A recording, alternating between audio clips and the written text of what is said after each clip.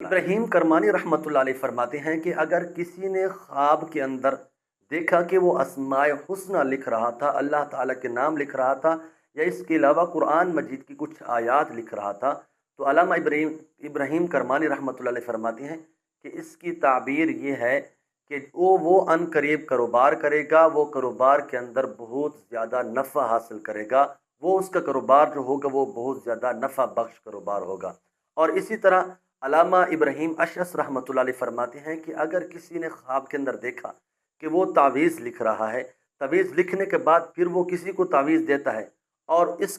کے عوض وہ پیسے لے لیتا ہے، تو علامہ ابراہیم اشعث رحمۃ اللہ علیہ فرماتے ہیں کہ ان قریب ایسا انسان مصیبتوں کے اندر پڑنے والا ہے،